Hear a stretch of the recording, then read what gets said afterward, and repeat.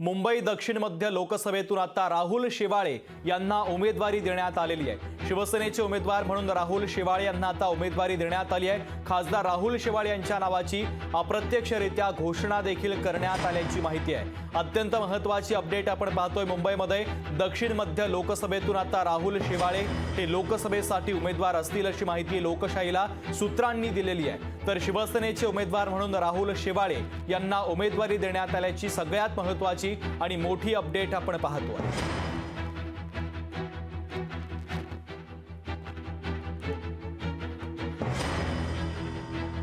मेळाव्याच्या निमित्ताने सगळे आहात म्हणून मी जर आपलं राजकीय थोडंसं आणि पुन्हा एकदा आपल्याला मोदी साहेबांचं सरकार केंद्रामध्ये आपल्याला आणायचं आहे आणि त्यासाठी राज्यामधून आपल्याला जास्तीत जास्त खासदार, आता इकडे राहुल शेवाळे जी आहेत, जास्तीत जास्त खासदार आपल्याला त्या ठिकाणी पाठवून मोदी साहेबांचे हात बळकट करायचे आहे।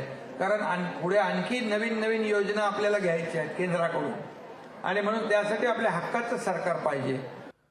तर भाषणामध्ये मुख्यमंत्री शिंदे यांची ही प्रतिक्रिया देखील आपण ऐकलेली आहे। मुंबईमध्ये दक्षिण मध्य लोकसभेतून राहुल शेवाळे आता हे उमेदवार असतील। शिवसेनेचे उमेदवार म्हणून त्यांना उमेदवारी देण्यात आलेली आहे। खासदार राहुल शेवाळे यांच्या नावाची अप्रत्यक्षरित्या घोषणा मुख्यमंत्री शिंदे यांनी केल्याचं पाहायला मिळतंय।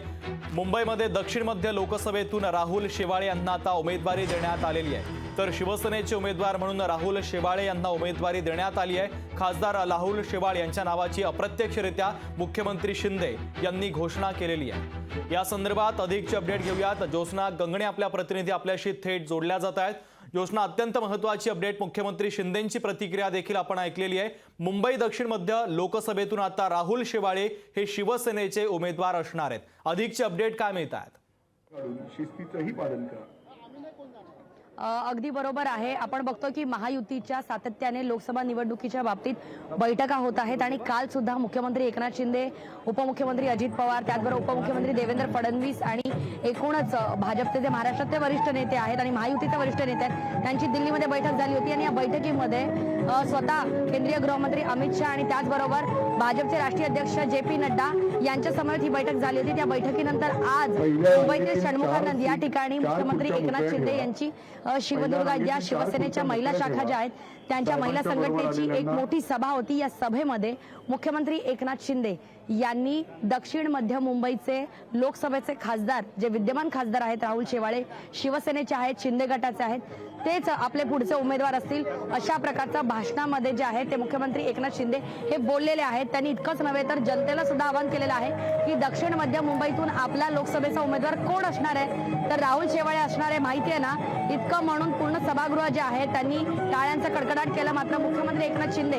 यांनी दिल्लीमध्ये महायुतीची जी बैठक पार पडली त्या बैठकीनंतर राहुल शेवाळे ही मुंबईची आणि महायुतीची पहिल्या सीटची घोषणा जी आहे ती मुख्यमंत्री एकनाथ शिंदे यांनी स्टेजवरून केलेली आहे। त्यामुळे आता दक्षिण मध्य मुंबईच्या राहुल शेवाळे यांच्या उमेदवारीवरती महायुतीमध्ये खरोखरच एकवाक्यता आहे की मुख्यमंत्री एकनाथ शिंदे यांनी महायुतीमध्ये ठरल्याप्रमाणे ते स्टेजवरती बोलले।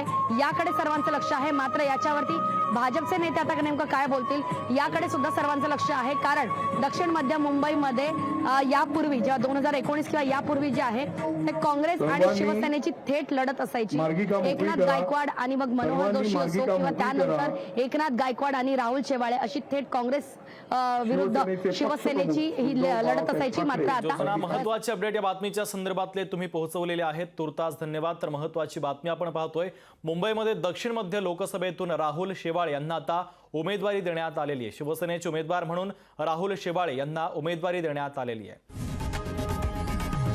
लोकशाही मराठी ऐका, पहा, जागरूक रहा।